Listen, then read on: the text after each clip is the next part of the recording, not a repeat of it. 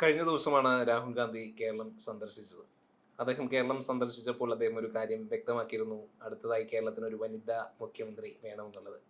ഞാൻ അപ്പോഴും ഓർത്തിരുന്നു, അതിൽ പല നിഗൂഢതകളും ഉണ്ട് എന്നുള്ളതും ഒളിഞ്ഞിരിപ്പുണ്ട് എന്നുള്ളതും വ്യക്തമാണ്. അങ്ങനെ താങ്കൾ കരുതുന്നുണ്ടോ? അതായത് അദ്ദേഹം കേരളത്തിലേക്ക് വരുന്നു, കേരളത്തിൽ ഒരു വനിതാ മുഖ്യമന്ത്രി ഉണ്ടാകണമെന്ന് പറയുന്നു. അപ്പോഴേക്കും അതിലേക്ക് നിഗൂഢതയാണ് അല്ലേ?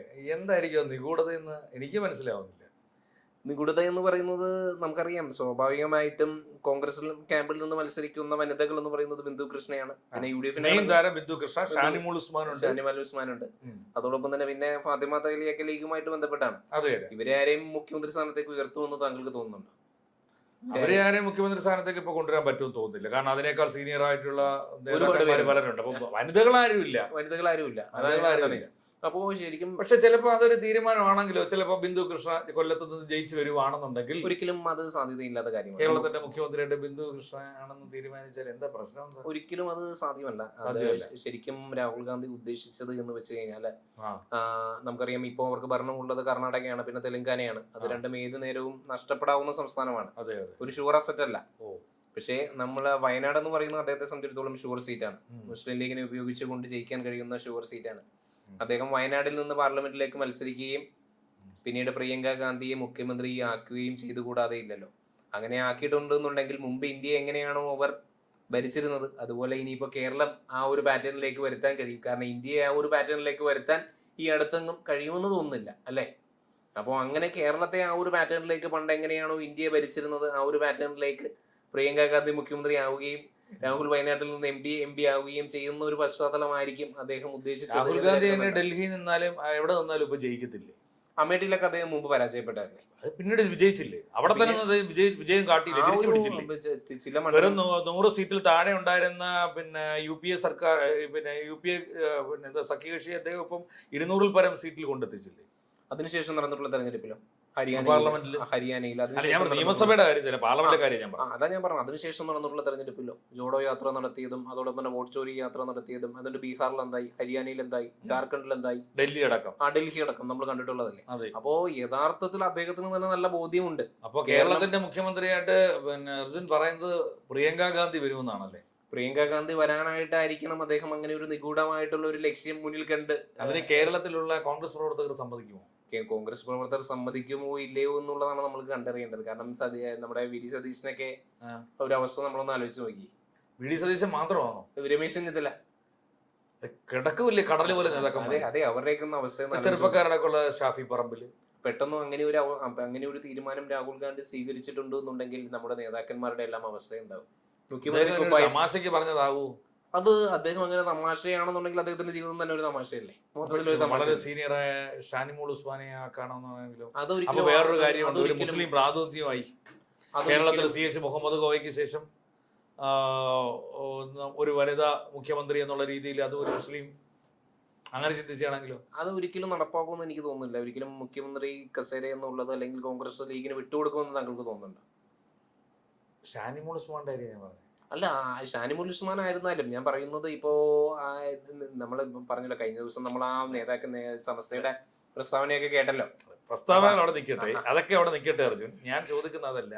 ഇപ്പോൾ കേരളത്തിന്റെ മുഖ്യമന്ത്രിയായിട്ട് ഇപ്പൊ കേരളത്തിൽ UDF അധികാരത്തിൽ വരുവാന്നിരിക്കട്ടെ, ഈ വരുന്ന 16ാം നിയമസഭ തിരഞ്ഞെടുപ്പ് പൂർണ്ണമായി കഴിയുമ്പോൾ, അതിന്റെ റിസൾട്ട് വന്നു കഴിയുമ്പോൾ കേരളം ഭരിക്കാനായിട്ട് UDF ആ സ്ഥിതിയിലേക്ക് രാഹുൽ ഗാന്ധി പറഞ്ഞ് ഷാനിമോൾ ഉസ്മാൻ മുഖ്യമന്ത്രിയായി ഉയർത്തിയാലോ? അത്രമാത്രം ഒരു വിഡ്ഢിയായിരിക്കും രാഹുൽ ഗാന്ധി.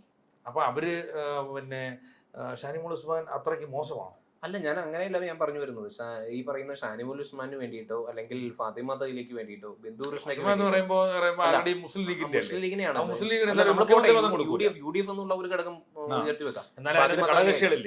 ഘടകകക്ഷികൾക്കല്ലല്ലോ മുഖ്യമന്ത്രി സ്ഥാനം കൊടുത്തോണ്ടിരിക്കുന്നത്. അല്ല, അതല്ല. എന്നാലും നമ്മൾ ആ സ്ത്രീകൾ എന്നുള്ളൊരു നിലയിൽ കമ്പയർ ചെയ്യുമ്പോൾ അവരെ ഉയർത്തിക്കൊണ്ടുവരാനോ അല്ലെങ്കിൽ അവരെ മുഖ്യമന്ത്രിയാക്കാൻ മാത്രമോ ഒരു വിഡ്ഢിയല്ല രാഹുൽ ഗാന്ധി എന്നുള്ള കാര്യം ഉറപ്പാണല്ലോ. അപ്പൊ ഒരു കാര്യം ചോദിച്ചോട്ടെ, അദ്ദേഹം അങ്ങനെ പ്രസ്താവന നടത്തിയപ്പോൾ ഈ പറയുന്ന കോൺഗ്രസിന്റെ ഏതെങ്കിലും മുതിർന്ന നേതാക്കന്മാരോ ചെറുപ്പക്കാരായിട്ടുള്ളവരോ അതിനെ സംബന്ധിച്ച് എന്തെങ്കിലും മറുപടി പറഞ്ഞിട്ടുണ്ടോ? ഇതുവരെ അതിനെ സംബന്ധിച്ച് അങ്ങനെ മറുപടി പറഞ്ഞതായിട്ട് കരുതുന്നുണ്ടോ? അങ്ങനെ ഒരു മറുപടി ഞാൻ കേട്ടില്ല. ഒരു മറുപടിയും നൽകിയിട്ടില്ല. അപ്പൊ അതിനകത്തൊരു അക്സെപ്റ്റൻസ് ഇല്ലേ? അക്സെപ്റ്റൻസ് അല്ല, അവര് മനസ്സിൽ ശപിക്കുന്നുണ്ടായിരിക്കും.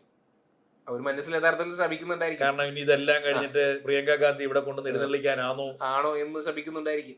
ഇന്ത്യയുടെ പ്രധാനമന്ത്രിയാകുക എന്ന് പറയുന്നതും അതോടൊപ്പം തന്നെ ഭൂരിപക്ഷം വരുന്ന BJP-യുടെ കയ്യിലുള്ള സംസ്ഥാനങ്ങൾ തിരിച്ചുപിടിക്കുക എന്ന് പറയുന്നതും ഈസി ടാസ്ക് അല്ല എന്നുള്ള ഒരു ബോധ്യം നമ്മുടെ രാഹുൽ ഗാന്ധിക്കും ഉണ്ട്, പ്രിയങ്ക ഗാന്ധിക്കും ഉണ്ട്.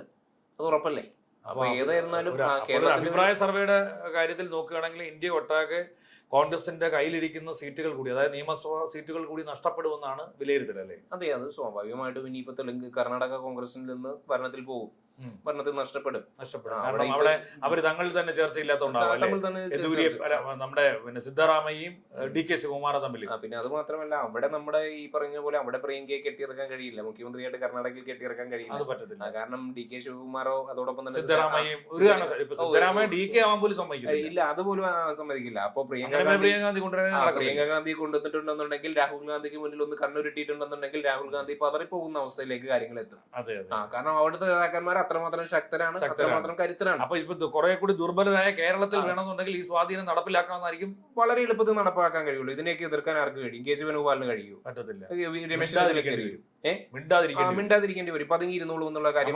കേരളത്തിന്റെ മുഖ്യമന്ത്രിയായിട്ട് പ്രിയങ്ക ഗാന്ധി കാണാൻ കഴിയുമോ?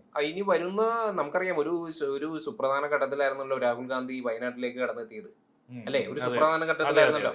പക്ഷെ അത് ആ തെരഞ്ഞെടുപ്പിൽ വലിയ മാറ്റം ഉണ്ടാക്കില്ല. അദ്ദേഹത്തിനെ മുൻനിർത്തിക്കൊണ്ട് മാത്രമാണല്ലോ കേരളത്തിലെ 19 സീറ്റല്ലേ പിടിച്ചെടുത്തത്. അത് സ്വാഭാവികമായിട്ടും രാഹുൽ ഗാന്ധി പ്രധാനമന്ത്രിയാകുന്ന കേരളത്തിലെ ജനങ്ങൾ കരുതി. അതെ. അപ്പൊ ഇനിയിപ്പോ പ്രിയങ്ക ഗാന്ധി മുഖ്യമന്ത്രിയാണെന്ന് കരുതി കഴിഞ്ഞാലോ, മുഖ്യമന്ത്രി ആകുമെന്ന് കരുതി കഴിഞ്ഞാൽ അങ്ങനെയാണെങ്കിൽ ആദ്യമേ കൊണ്ട് നിർത്തിയാൽ പോരായിരുന്നു. അല്ല, അതിന് ഒരു ടാക്ടിക്സ്, ഒരു മുഖ്യമന്ത്രി സ്ഥാനാർത്ഥിയാക്കി പ്രഖ്യാപിച്ചുകൊണ്ടിരുന്നാൽ കുറച്ചുകൂടെ സ്വാഗതമാർഗത്തില്ല. അല്ല, ഒരു ടാക്ടിക്സ് ഉണ്ടല്ലോ, രാഷ്ട്രീയത്തിന് ഒരു ടാക്ടിക്സ് ഉണ്ടല്ലോ, എല്ലാ കാര്യത്തിനും ഒരു ടാക്ടിക്സ് ഉണ്ടല്ലോ. അപ്പൊ എന്തിരുന്നാലും മാത്രമല്ല, ഒരു സീക്രട്ട് പ്ലേ ഉണ്ടല്ലോ, ഒരു സീക്രട്ട് കോൺസ്പിറസി ആണല്ലോ രാഷ്ട്രീയം എന്ന് പറയുന്ന ഒരു കീ. അപ്പോ എന്തുമാത്രം നമ്മൾ പറഞ്ഞു കഴിഞ്ഞാലും ഇനി അടുത്ത വരുന്ന തെരഞ്ഞെടുപ്പിൽ കർണാടക നഷ്ടപ്പെടുമെന്നും തെലങ്കാനയിൽ വലിയൊരു സ്വീകാര്യത ഉണ്ടാകാൻ പോകുന്നില്ല. കാരണം അവിടെ TRS ഒക്കെ ശക്തമാണ്. അതുകൊണ്ട് തന്നെ കേരളത്തിലാണെന്നുണ്ടെങ്കിൽ സേഫ് ആണെന്നുള്ള കാര്യം രാഹുൽ ഗാന്ധിക്ക് വ്യക്തമായിട്ട് അറിയാം. അതുകൊണ്ട് തന്നെ വരുന്ന ഈ പറയുന്ന തെരഞ്ഞെടുപ്പിന് ശേഷം ഏത് ഗെയിം ചേഞ്ചർ പ്ലാൻ വേണമെങ്കിലും അവർക്ക് പ്രയോഗിക്കാം. അതിനെ എതിർക്കാനും കഴിയില്ല. കാരണം DKയുടെ പോലെയോ സിദ്ധരാമയ്യയെ പോലെ ഇവിടെ എതിർത്ത് നിൽക്കാനൊന്നും ഒരു വ്യക്തി ഒരു നേതാവുമില്ല. ശേഷിയുള്ള ഒരു നേതാവും ഉണ്ടാവില്ല. അവർക്ക് അതിന് ചെയ്യാൻ കഴിയുമെന്നുള്ളത് ഉള്ള കാര്യം വ്യക്തമാണ്. അപ്പൊ മലയാളമൊക്കെ അറിയാമോ? അത് സ്വാഭാവികമായിട്ടും അതിനാണോ പ്രയാസമുള്ളത്? ഈ സ്റ്റേറ്റ് മലയാളമല്ലേ സംസാരിച്ചുകൊണ്ടിരിക്കുന്നത്? അത് സ്വാഭാവികമായിട്ടും ട്രാൻസ്ലേറ്റർ ഉപയോഗിക്കാമല്ലോ. അവര് നടപ്പാക്കുന്ന അങ്ങനെയാണല്ലോ. അടിയേറിട്ട് ഉറപ്പിക്കുക പ്രിയങ്ക ഗാന്ധി തന്നെ ആവും. അല്ല, പിന്നെ അത് മാത്രമല്ല, കേരളം എന്ന് പറയുന്നത് നമ്മുടെ നമ്പർ 1 സംസ്ഥാനമാണ്. കേരളത്തിലുള്ള ജനങ്ങൾക്ക് ഇംഗ്ലീഷ് അറിഞ്ഞൂടെ? ഇംഗ്ലീഷ് അറിയാമോ? ഭൂരിപക്ഷം വരുന്ന ജനങ്ങൾക്ക് അറിഞ്ഞൂടെ? അപ്പൊ ഇവിടെ ഭരണഭാഷ മലയാളമാക്കി മാറ്റണം എന്നുള്ളത് നമ്മൾ തീരുമാനം എടുത്തിട്ടുള്ളതല്ലേ? അല്ല, അതൊന്നും ഭരണപക്ഷം ഭരിക്കാനിരിക്കുന്ന പോലും മലയാളം അറിയത്തില്ലെന്ന് പറഞ്ഞാലോ? അത് ഒരു പ്രോബ്ലമായിട്ട് ഞാൻ കരുതുന്നില്ല. എന്നിരുന്നാലും ചോദിക്കുന്നതല്ല, ഭരണഭാഷ മലയാളമാക്കണമെന്ന് ഇവിടുത്തെ എല്ലാ സർക്കാർ ഓഫീസുകൾക്കും നിർദ്ദേശം കൊടുത്തിട്ടുണ്ട്. ഇപ്പോഴും അവർ ഇംഗ്ലീഷിലാണ് അച്ചടിച്ചിറക്കുന്നത്, വേറെ കാര്യം. പക്ഷേ ഭരിക്കാൻ വരുന്ന ആൾക്ക് മലയാളം പോലും അറിയത്തില്ലെന്ന് പറഞ്ഞാൽ, അല്ല, അത് മലയാളം അറിയത്തില്ല എന്നുള്ളതും മലയാളം അറിയാവുന്നത് കൊണ്ട് ഒരാൾക്ക് ഭരിക്കാൻ കഴിയില്ലല്ലോ. അതോടൊപ്പം തന്നെ മലയാളം അറിയത്തില്ല എന്ന് കരുതിക്കൊണ്ട് പ്രിയങ്ക ഗാന്ധിക്ക് ഏതായാലും മുഖ്യമന്ത്രി പദം കിട്ടാതിരിക്കാനും പോകുന്നില്ല. കാരണം ഗെയിം ചേഞ്ചർ പ്ലാൻ നടപ്പാക്കുന്നത് കോൺഗ്രസിലെ ഈ പറയുന്ന പോലെ ഗെയിം ചേഞ്ചർ പ്ലാൻ നടപ്പാക്കുന്നത് കോൺഗ്രസ് പ്രവർത്തകർ ജാഗ്രതയോടെ ഇരിക്കുക. VD സതീശനെ പോലുള്ള നേതാക്കൾ ജാഗ്രത പാലിക്കുക. താൻ കൺമുന്നിൽ കണ്ട് കൊതിച്ചിട്ടുള്ള മുഖ്യമന്ത്രി കസേര തരപ്പോൾ തനിക്ക് നഷ്ടപ്പെട്ടേക്കാം എന്ന് അദ്ദേഹത്തിന് മാത്രമല്ലല്ലോ, ബാക്കിയുള്ള രമേശ് ചെന്നിത്തലയ്ക്കും അതോടൊപ്പം തന്നെ ഒരു ജാഗ്രത ഉണ്ടാവട്ടെ. ഈ രണ്ടുപേരല്ലാതെ വേറെ ആരും ഇല്ലല്ലോ. വേറെ ആരുമില്ല. രണ്ടുപേരും വളരെ ജാഗ്രതയോടുകൂടി അങ്ങ് ഡൽഹിയിൽ നിന്നും വിമാനം ഇറങ്ങി ഇവിടെ മുഖ്യമന്ത്രിയാവാൻ പ്രിയങ്ക വരാതിരിക്കട്ടെ.